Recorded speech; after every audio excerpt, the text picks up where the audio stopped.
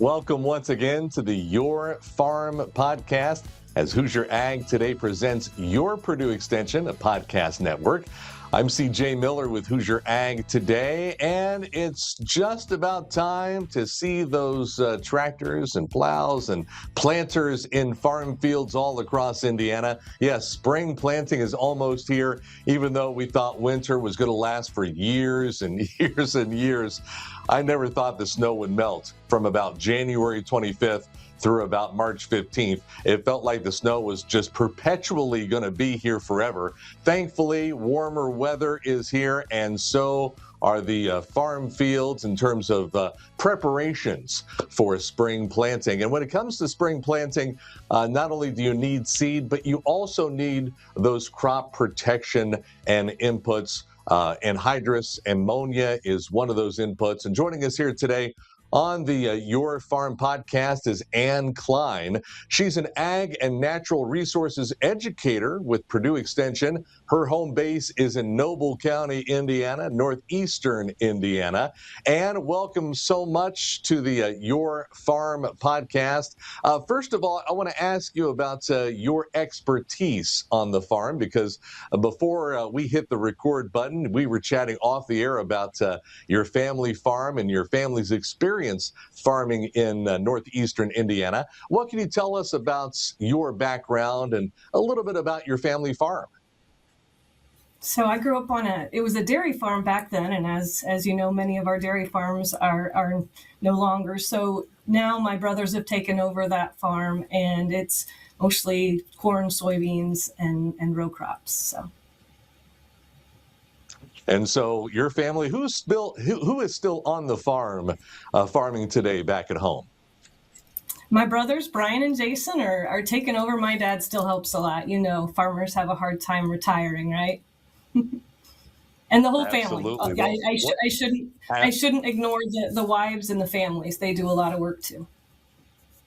Absolutely. In fact, we certainly want to give a shout out to the entire family there. And you said not just in Noble County, but also kind of outside of Noble County as well. Is that correct?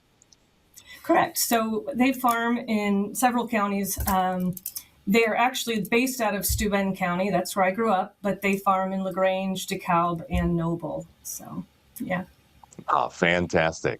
So quite a wide footprint for the family there to farm across several different counties. And of course, I know that growing up on the farm, your experience not only helping dad and the family on the farm, and no doubt grandpa as well, but one thing that's it's very important that we talk about today is safety regarding ammonia or anhydrous ammonia, because it's certainly something that we see oftentimes where you hear about some of the harm that it could cause. And I'm kind of curious, tell us a little bit about what makes anhydrous ammonia not just harmful to humans, but also why it's needed for the farm fields.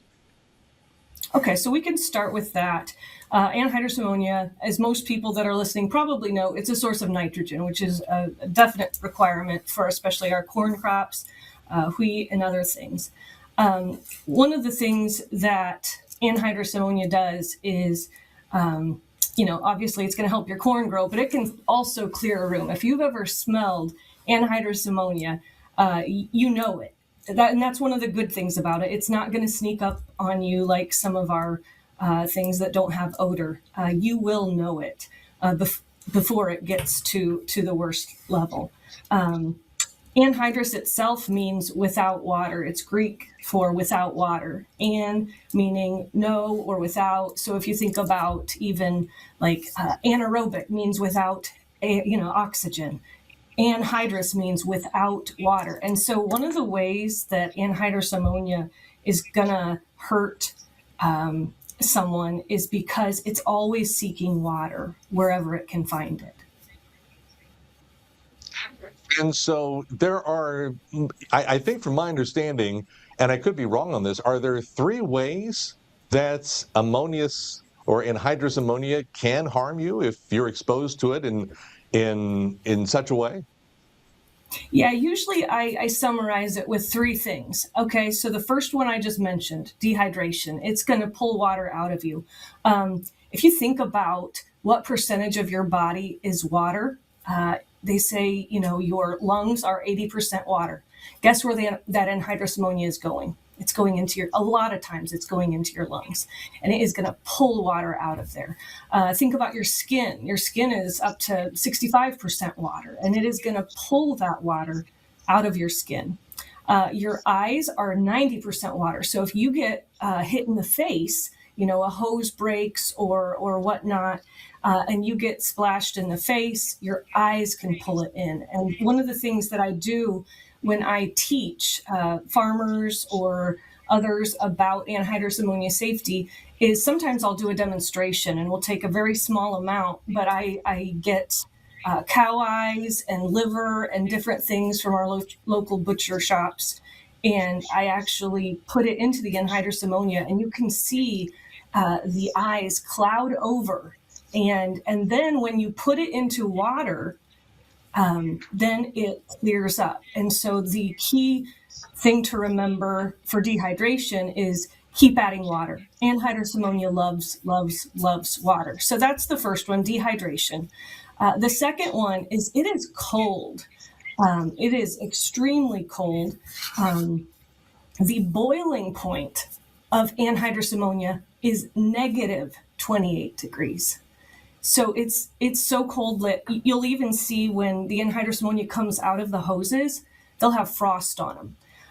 And so one of the ways that anhydrous ammonia can hurt you is through just the coldness of it. And then the third way anhydrous ammonia can hurt someone is through what we call caustic burns. The pH of anhydrous ammonia is extremely high. Some people might think it's acidic, but it's actually caustic. It's alkaline. And what happens is you can get blisters and other things, but caustic burns are a little bit different than some of our acidic burns.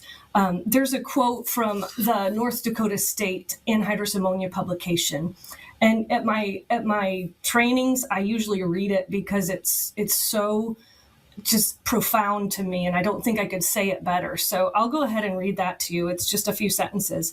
Anhydrous ammonia is an extremely destructive substance to animal tissue.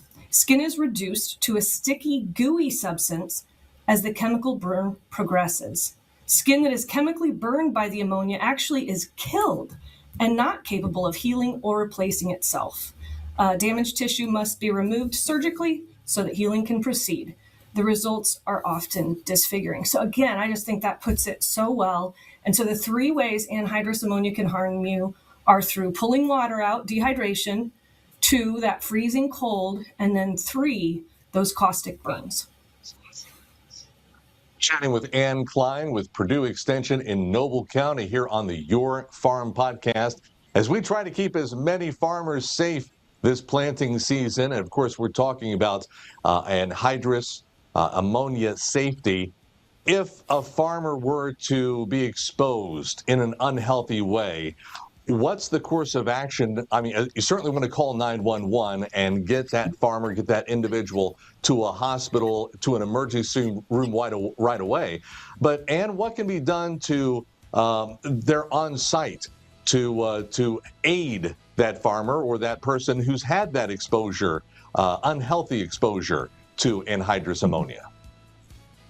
The biggest thing is having water available. If you're using anhydrous ammonia, you need to have water available. And so, especially dermal issues, you're going to just want to douse it in water. If you've gotten it in your eyes, you're going to put water on that and keep putting water on it.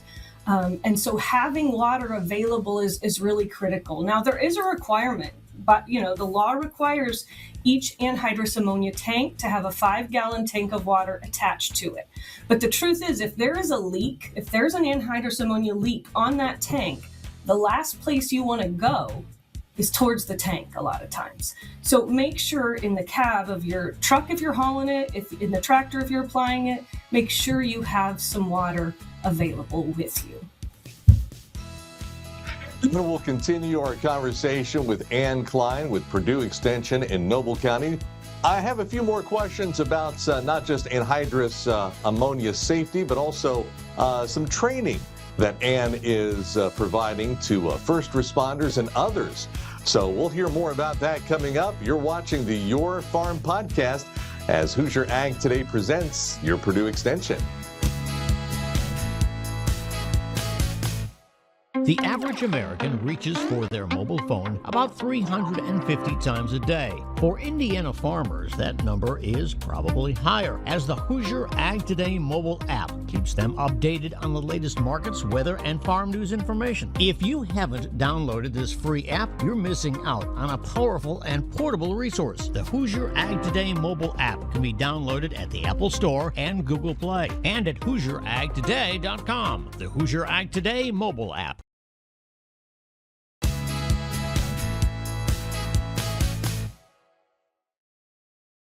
And we're back on the Your Farm podcast. I'm CJ Miller with Hoosier Ag Today, chatting with Ann Kline. She's the Ag and Natural Resources Educator with Purdue Extension, based out of Noble County in northeastern Indiana. We're talking about safety when it comes to ammonia, or rather anhydrous ammonia.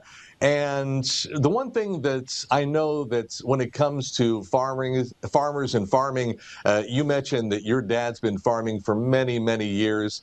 A lot of guys who, I know what I'm doing. It's certainly, I've been doing this before you were born.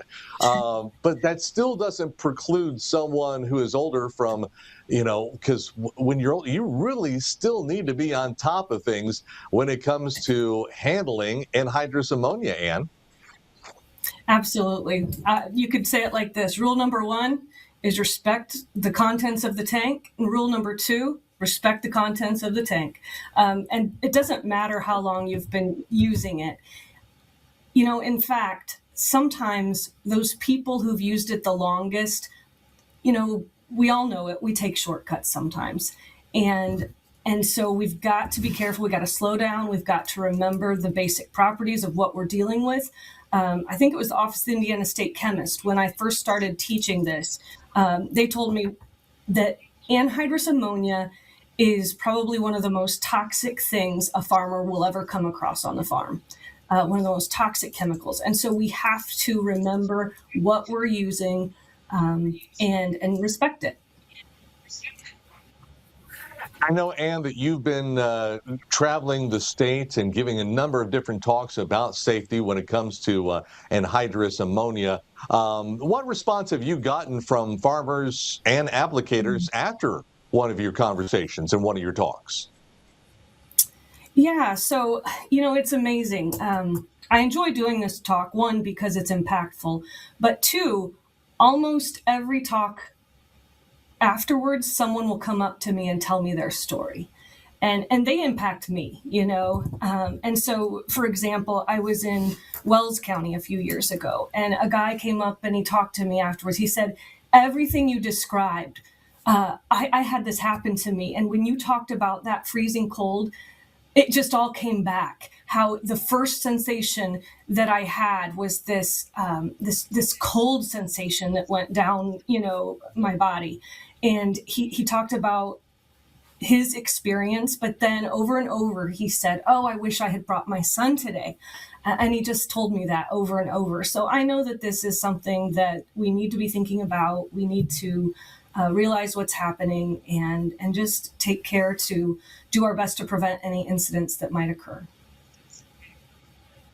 And not only are you providing training to farmers and applicators, but also I understand that there's a new pilot program that is underway where you're having that training with those first responders who are going to be first on the scene to treat those farmers and applicators who have had that unhealthy and dangerous exposure to anhydrous ammonia. Yeah, we went over to Marshall County and did a pilot program for, I think there was around 50 guys in the audience. And what we did was we took what we gave to the farmers and we we edited it for emergency response, and we added scenario situations. And so it was understand the basic chemistry of anhydrous ammonia, what you're looking for, what you're going to be up against, and then also just starting to think about what it's going to look like when you come onto that scene, contamination, those kinds of things, making sure our guys, our emergency responders aren't getting into trouble with what they're doing. A few years ago, over in Illinois, there was a really bad situation where they had over 80 people go to the hospital for evaluation. I think over a dozen were admitted into the hospital in that situation. But one of the interesting things about that was like 18 of those evaluations at the hospital were first responders because they didn't know what they were going into. They were told it was smoke, or they just didn't understand what they were getting into. So we really want to start helping our first responders understand this so that they can help our farmers if an incident does occur.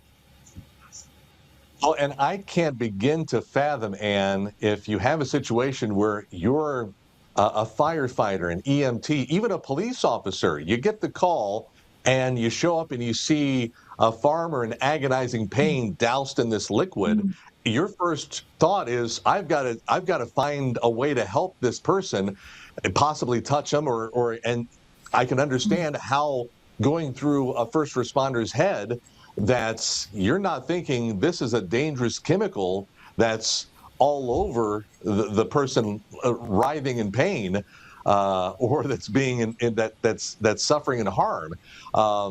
So I can certainly understand that mindset of a first responder and trying to get that through their. And I'm sure in a lot of rural communities that we see across the state, where you do have a large farming community, like in your area, that the first responders, no doubt, already have somewhat of an understanding that this could be a possibility. When it comes to those calls that you get to help farmers who are, let's say you get that emergency call and you're called out to a farm field, I'm sure a lot of first responders already have that in the back of their minds when they're dealing in these situations, but not all of them, Ann. Yeah, absolutely. And we're just there to help them understand what they're walking into, and really to support them. And we appreciate everything those first responders do. And kind of like you said, you don't want to walk into that situation, touching it, getting into the vapor, into the gas of the anhydrous ammonia without really understanding it. You can't just, not breathe and walk in and grab them and get out. It's very dangerous. It kind of reminds me in a small way of our manure gases and stuff, how people go in and don't come back out in that situation too. We've got to just be really careful, and just really appreciate those emergency responders. And I know that there is a plethora of information online that if folks want to read more about the safety tips, if perhaps they're in a part of the state and they'd like to invite you or a member of your team to speak to their community and their group of farmers in their area, how's the best way to get a hold of you and your team, and how's the best way to find more information online? Yeah, so they can find me if you Google Purdue Extension, if you look that up and put in Noble County, look for me, the Ag and Natural Resources Educator. You can find me there. If you're looking for more information about anhydrous ammonia, Purdue has an amazing publication. So again, if you just search online and put in anhydrous ammonia, Purdue University, it will definitely be probably the first thing that comes up, if not more. And there's also some videos and stuff. So if you search videos, I've created a video of my demonstrations that I mentioned that show the cow eyes going into the anhydrous ammonia. And so feel free to check that out as well. And I always ask this question at the end of the interview, the end of the podcast, but is there anything else regarding anhydrous ammonia safety that I've forgotten to ask or that you'd like to include as part of our conversation here today? I'm sure there is, but I can't think of it. So I guess I'll just wrap up by saying, be careful out there. Your family wants you home safe. We want you home safe. And there are easier ways to get out of shores than getting hurt. So take care. Absolutely. Once again, Ann Kline, Ag and Natural Resources Educator, Purdue Extension up in northeastern Indiana, Noble County area.